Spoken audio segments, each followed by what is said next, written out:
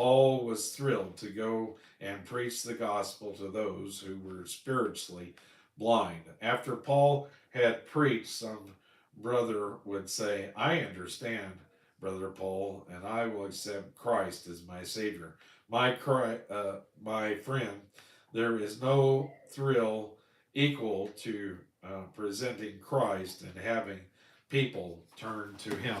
And that ends this section. Now we're going to move on to the next section, which is verse 22 through 24, verse 22. For which cause also I have been much hindered from coming to you.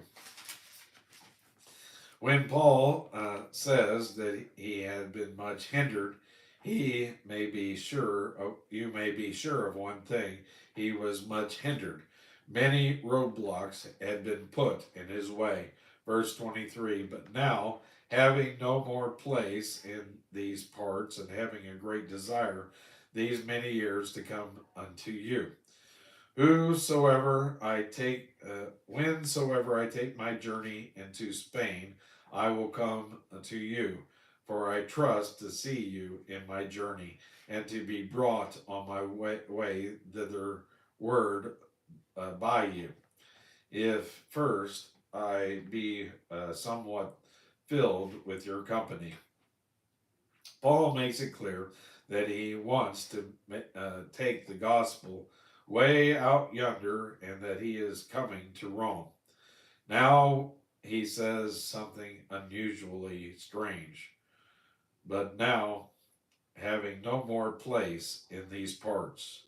There is a question about what Paul meant by this. What he said, what he's saying, was he saying that there was no longer an opportunity to preach the gospel in the section of the Roman Empire where he was at that time? Had the doors completely closed to him?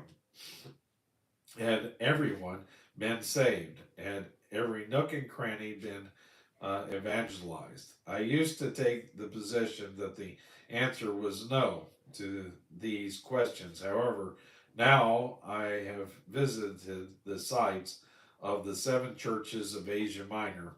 I'm not sure of that. I was right. I'm not sure that I was right, because Paul and the other witnesses had been fulfilled, and the gospel had been sounded out through the entire area. Everyone, both Jew and Gentile, had heard the gospel. This does not mean that they all had turned to Christ, but they all had heard. Now Paul is looking for new territory. He has his eyes on the frontiers of the empire. He says, whenever I take my journey into Spain, I will come to you. In other words, Rome was not his destination. He wanted to go to Spain. He had come from one end of the empire, and he wanted to go to the other end of the empire.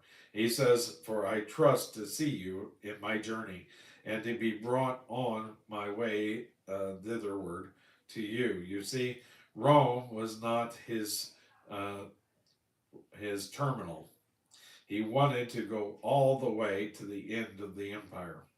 The question is, did Paul ever go to Spain? If he did, we have no record of it, but neither have we a record of his journey to Illyricum. They would not know he had been there if he had not mentioned it in verse 19. Personally, I believe that Paul did go to Spain and to the rest of the Roman Empire. My reason is a statement that he made when he came to the end of his life. He said, I have fought a good fight, and I have finished the course. I have kept the faith. 2 Timothy chapter 4, verse 7. Paul said he had finished his course. I don't think he would have said that if he had not been to Spain, because Spain was on his itinerary.